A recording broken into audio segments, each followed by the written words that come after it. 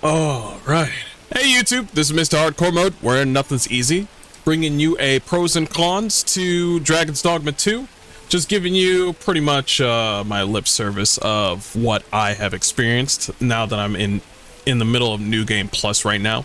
And I think I got a majority of what I consider substantial on Dragon's Dogma 2. I'm gonna give you the good, I'm gonna give you the bad, I'm gonna give you the ugly. I'm not going to, pitter-patter around, certain discussions, and I'm just going to be real with you on pretty much everything. Music, characters, NPCs, the works, even the possible DLC incoming. I'll just say everything, and yeah, I'll go down the line. First one. We're going to start off with the easy one. Music. Music is fine. Music in Dragon's Dogma 2 is fine, but it's not better than Dragon's Dogma 1, especially when you boot up the game in Dragon's Dogma 1 and it just goes fucking hard. Beautiful music. Yeah, that's Dragon's Dogma 1, especially some of the hard rock stuff that they had in Dragon's Dogma 1. I'm surprised they didn't do that for Dragon's Dogma 2. When you boot up Dragon's Dogma 2, it's so depressing, or it's so nothing, I should say. But yeah, music's okay. It's doing its job. The character creation is probably the best in the biz, for what I've seen, next to Baldur's Gate 3. And yeah, it's really good, especially with that whole storage thing that they did. Of course, the storage thing was really wonky, and it got people naming their pawns main pawn and using the moniker. I'll tell you that in a minute. Basically, character creation is the best. That is the pro. The way you build your pawn is very well done. The con is, I'm going to be honest with you, it's a little woke with the whole feminine masculine thing. It's nothing too big. The game good? It is fucking great. So I won't harp on it too much. Actually, a lot of the characters pretty much name you a woman or Mr. or mistress or something like that. And they label you as such, but I kind of point at those sort of things, and I don't like it. Women are women, men are men. There's two genders. It is what it is. Still a good game, just don't like it. I would like it to go back into the good old days, but I guess here we are, 2020. I was like 2024.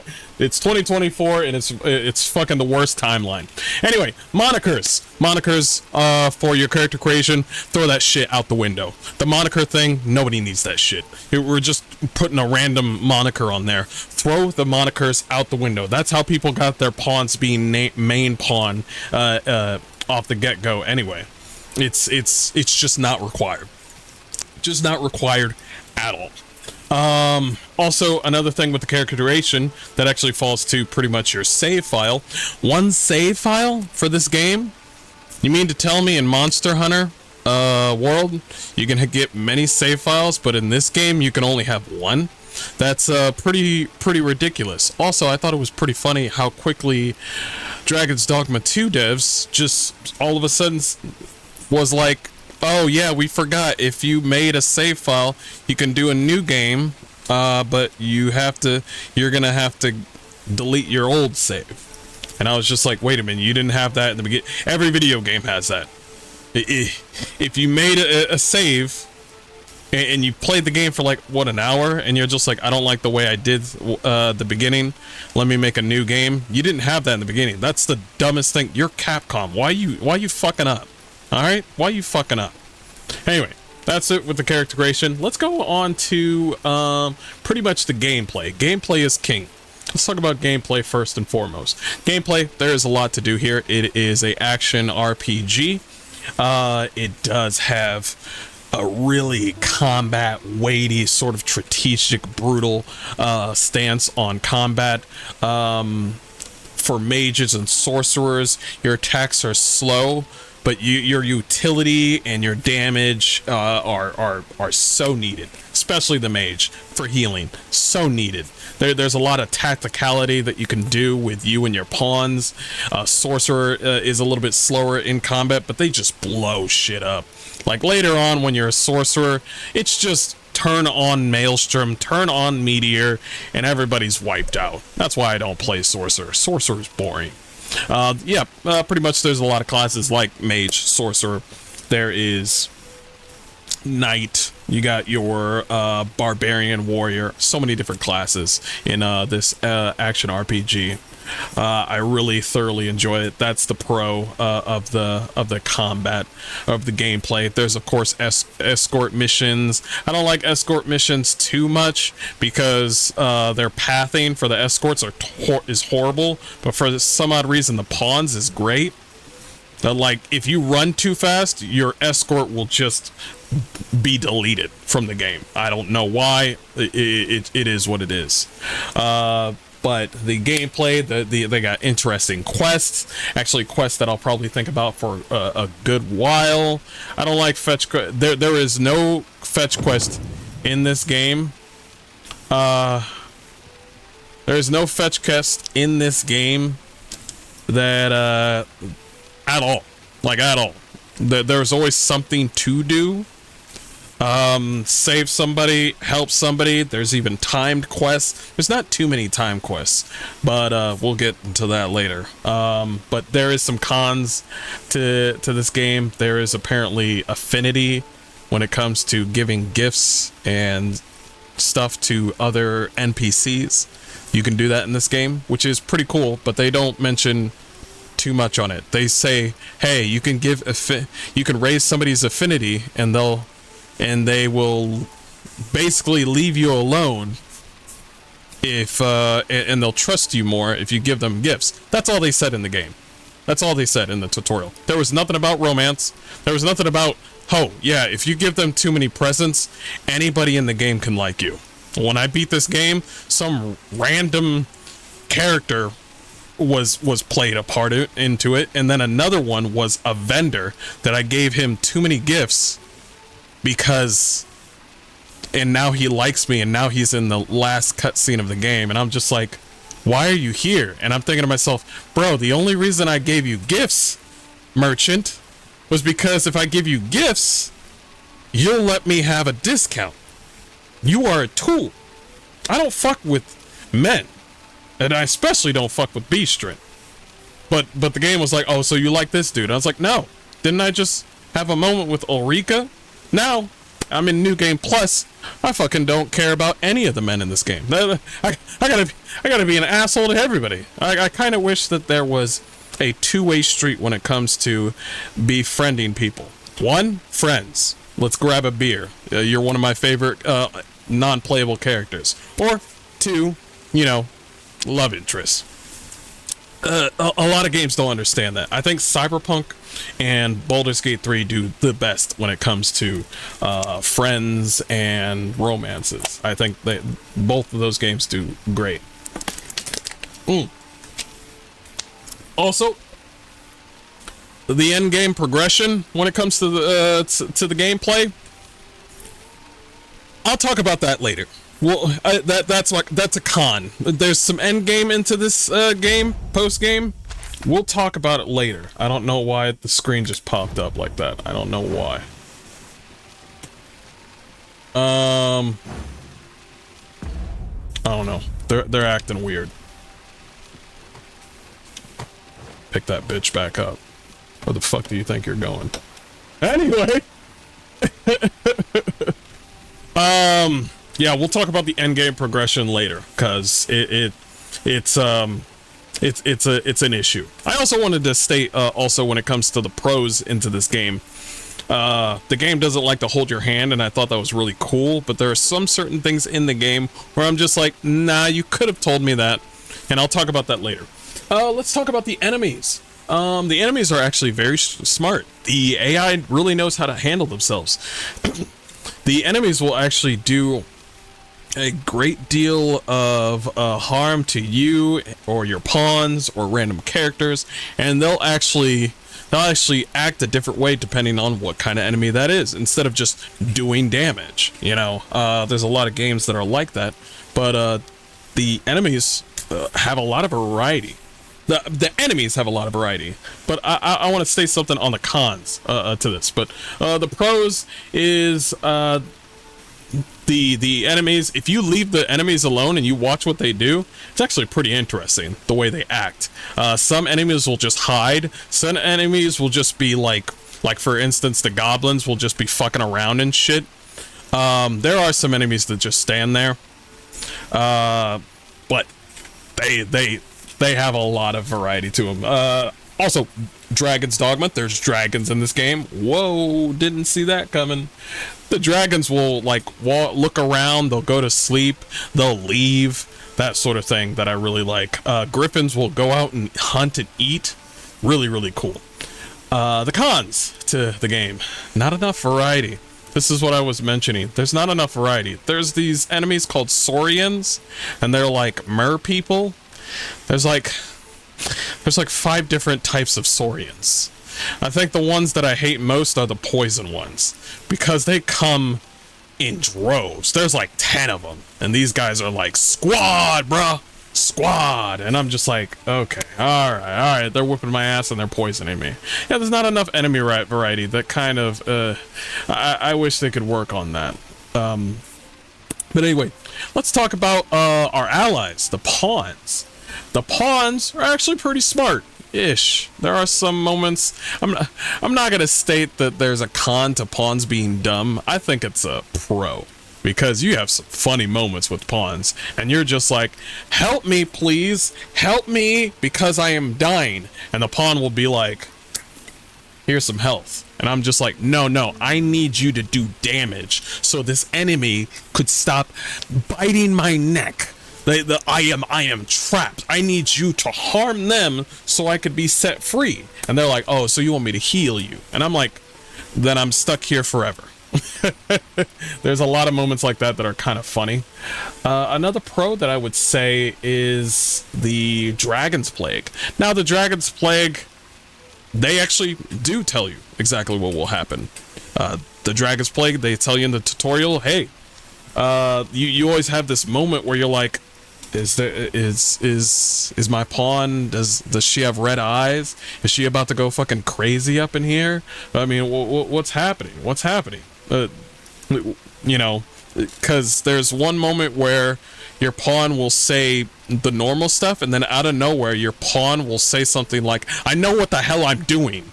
And I'm just like, whoa, I don't know who the fuck you're talking to. The last time I checked, I'm the fucking master, and you're the slave. So I throw her in the water. Lately, though, through my whole playthrough, my pawn has been acting... I think there's 2 different ways your pawns can act when it comes to Dragon's Plague, because I know mine had Dragon's Plague. What she did was, instead of get angry at me, she was obsessed with me. And I was kind of, and her eyes kept on gleaming red, and I'm just like, if I hang around my romance, will she kill the romance? So I kind of walked away from my romances, because your pawn will do crazy shit if you go to sleep, and like you'll wake up and all the NPCs are dead. And is that a pro or a con? Is that a feature or a bug? You decide, because if you think about it, I mean, the optimization needs help.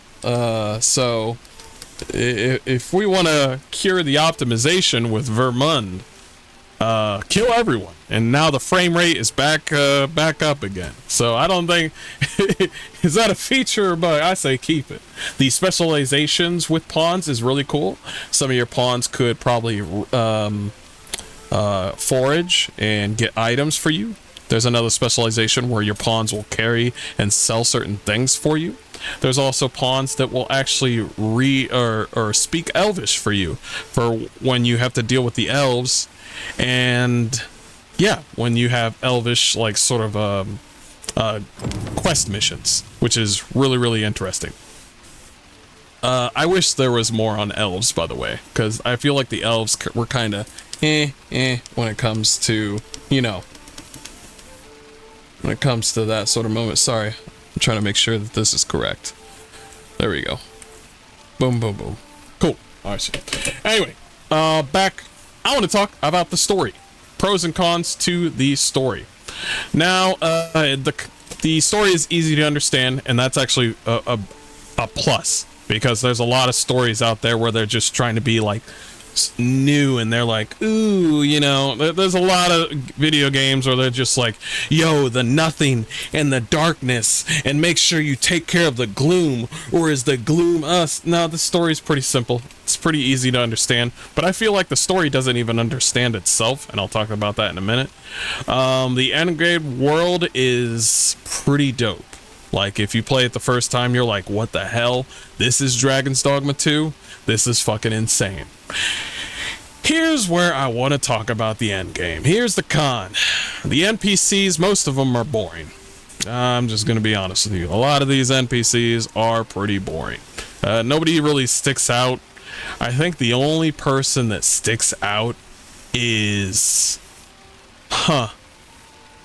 I guess a little bit of Ulrika, the person that I'm holding. And... holy crap, that's it. Because I kind of like what Ulrika was doing. I was interested in what was going on with her. And there's also a character named Sigmund, who is a person who made his own vocation called the Mystic Spearhand. You don't touch base with him at all. He just gives it to you. I'm just like, bro, tell me your story. Why do you have revenge on the dragons? Maybe I didn't get to see his story, but I have noticed that this man didn't care. He was just like, yo, you want to fight a dragon with me? And I was like, okay. And then I beat the dragon, and then he was like, all right, here you go. And then he left, and then he peaced out. And I was like, what the fuck?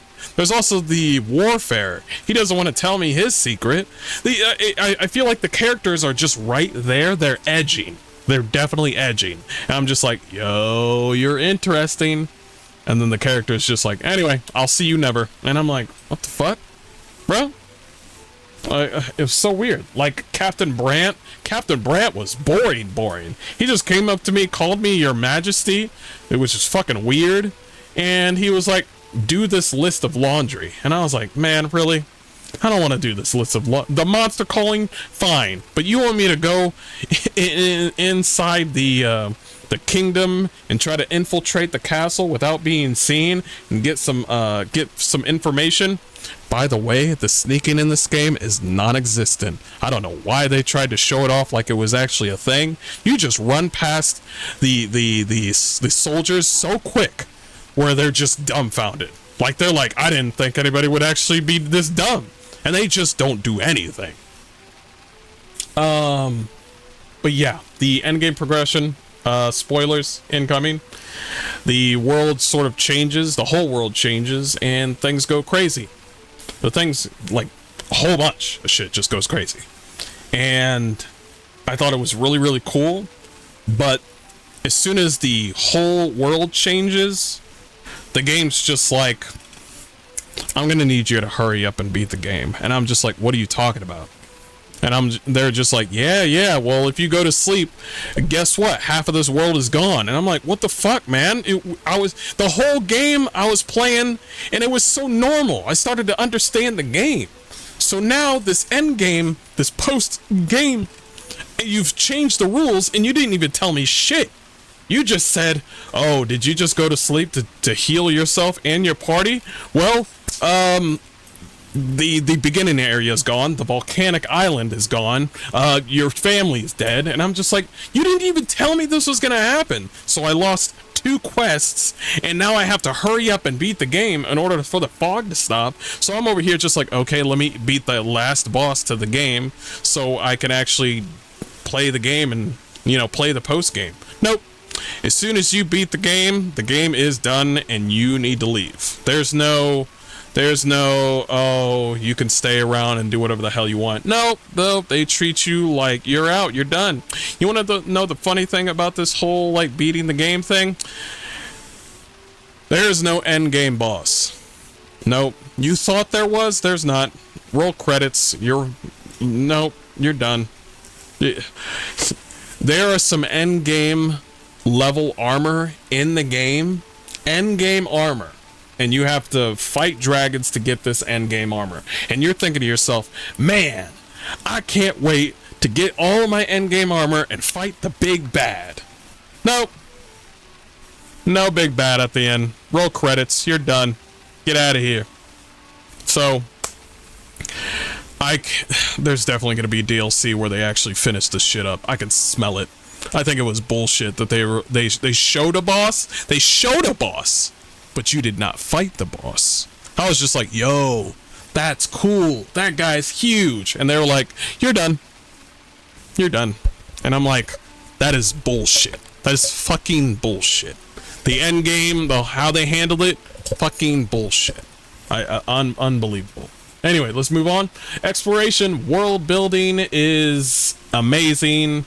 Walking around, finding random stuff, trying to hop over certain areas and, you know, try to get certain items using your class and stuff like that with your pawns. Beautiful game. Griffin flying. It's awesome that you're fighting a griffin and out of nowhere the griffin just carries you off like fucking never-ending story. Yeah, you're just never blocked in the world. If you're blocked somewhere and there's a gate, you can find a way. It's just gonna take a while. There's no like, oh, you can't get here until later. No, you can. It's just gonna take you a minute.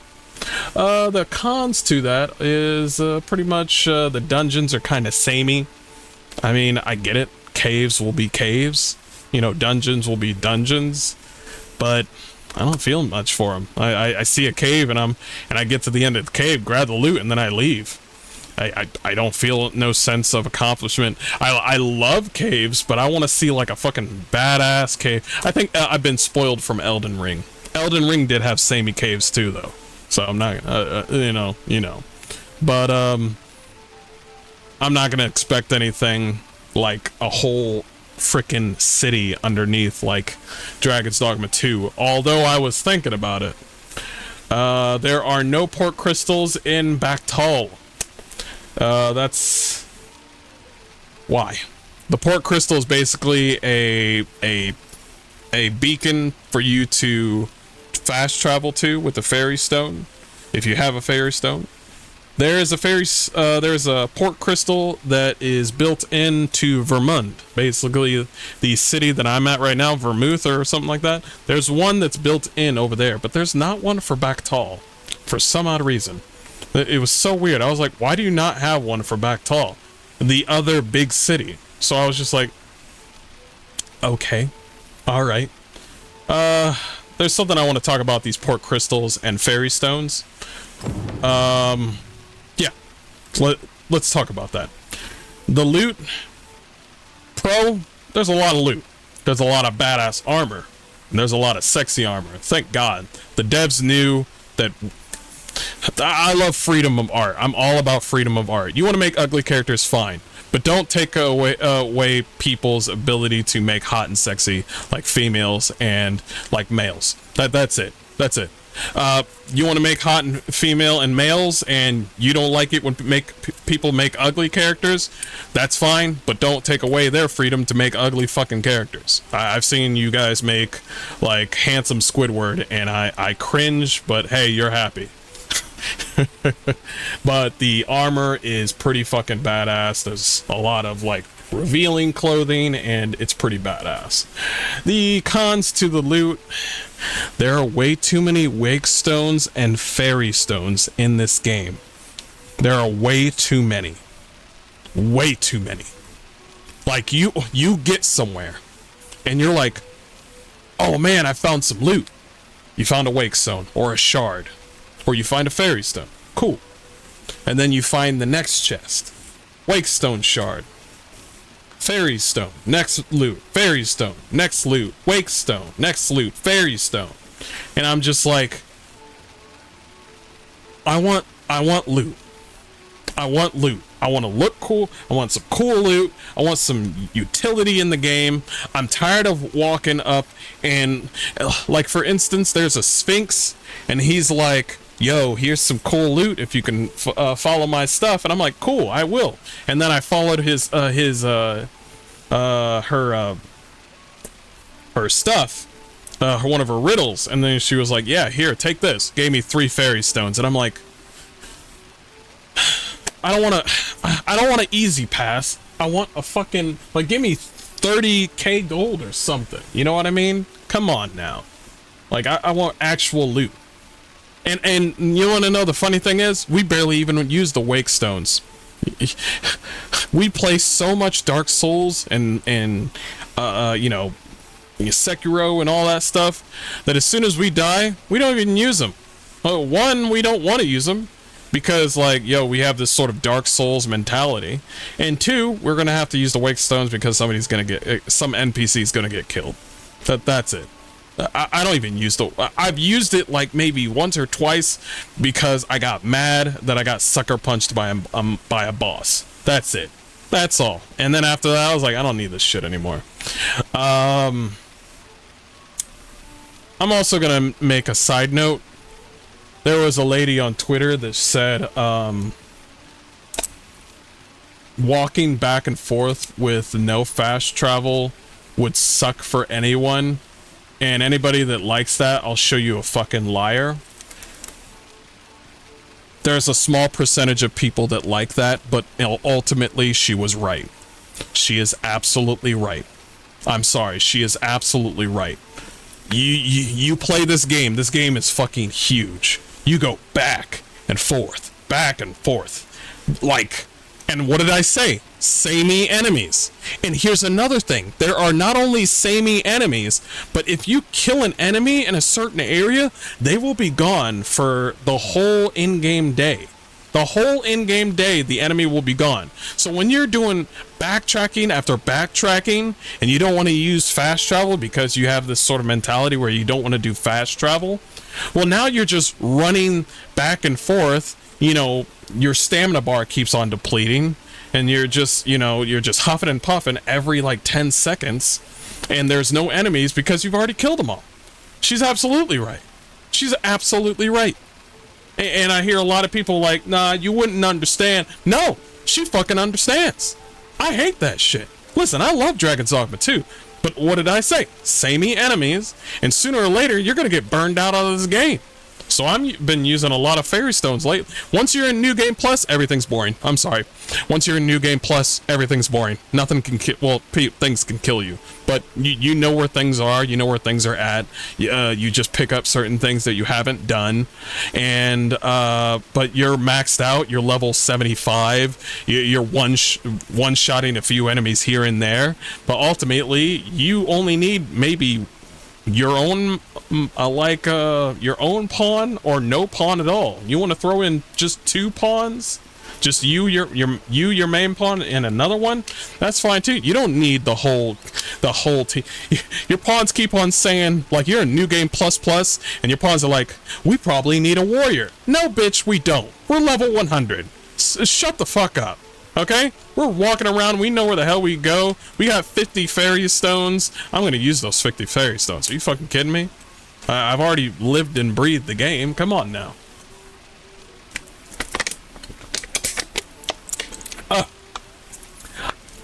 Optimization. Pros and cons. If there are any pros. The graphics look great. The cons, the frame rate and the crashes. It needs to be taken care of. It needs to be taken care of. They said that their frame rate patch is going to be coming up next.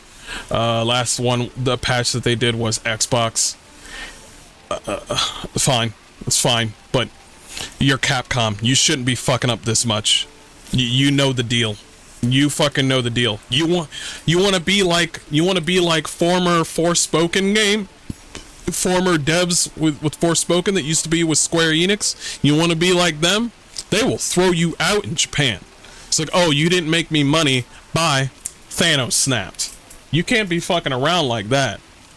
You can't be fucking around like that. People pay 70 to $100, you know, what have you, with your currency, and for them to not be able to play the game, it's uncalled for. It's uncalled for. You can't just say like, oh, we're sorry.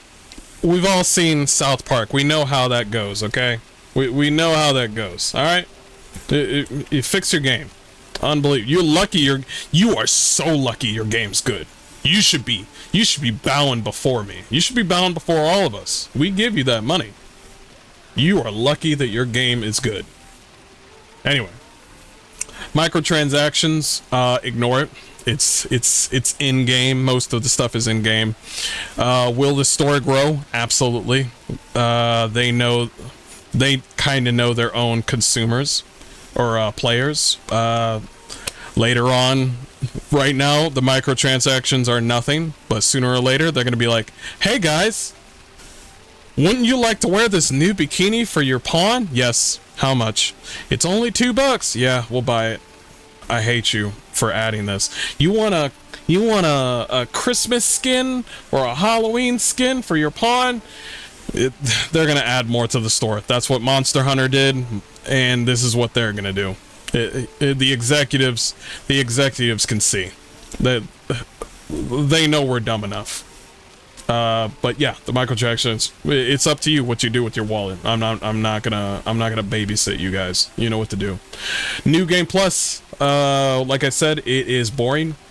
Especially after you're just killing things. You're just finishing up, basically. And it does need a hard mode. This game desperately needs a hard mode. Things are way too easy. Way too... Like a survival hard mode? Ooh, that would be cool if they like did a sort of, okay, in hard mode you get different enemies and different spawning points for enemies. They attack the city more, and there's like a griffin, but it's not like the other griffin. It's like a black griffin, and instead of it doing lightning, it does acid. Woo! That would be hard mode, buddy. That would be hard mode. Man, I would love the hell out of that. I would play that. Their health bar is a little bit more. But it can't be just, the enemies are harder. You also have to have a little bit of progression to it, but I think the progression already speaks for itself already, because they add a lot of progression to this game, but you really don't need to progress your armor and your weapons, because there's literally, what did I say? There is no end game boss. Hey, Insomnio, there is no end game boss. There is none. There's no end game boss. So what the fuck are you working your ass for? The ending bosses in the end game, there are like some side bosses that are kind of like, oh man, this boss, it's got some crazy moves, and it's like, it's all purple and shit. They are the easiest fucking enemy. They are cool, but I know there's another ending, but let me finish this video up. And we've tried both endings, basically trying to become a king, and then there's another one where the post-credit sort of, ending comes in. But also, after the credits, last thing, there is a DLC. There's definitely going to be a DLC at the end of this game. Like, it literally writes itself. Like, I can see the expansion. I know exactly where it's going to put itself. And what it's going to do is going to put you where... Because you disappear. You and your pawn just straight up get white flashed. And you guys aren't seen nowhere. You guys are gone. But this old dude that you speak to in the beginning of the game, this old creepy dude, he's just like, yo, this world ain't real, bro. This world is a fake world. I'm trying to get my boat and ride off into the real world. And when I first saw him, I was like, okay, weird dude. And then as I played the game, I was just thinking to myself, does he mean this world? And then I went back and talked to him, and he's like, yo, this still ain't the real world. And I'm just like, the hell, what real world are you talking about? And so at the end of the credits, this old dude is he's just like, all right, time to leave. And then it's just him riding a boat off in the sunset. And I'm just like, that's DLC. That's DLC. You and your pawn disappear, and we're probably going to see his old ass somewhere else. But I'll play it. I'll fucking play it. Boy, I'll play it. Anyway, guys, that's my pros and cons to this game. For all its flaws, I still enjoy the game. I still do, and I'm gonna play a little bit more before I'm completely done. But anyway, that's my rant, hard rant, and question everything, and have yourself a good time with video games. Peace.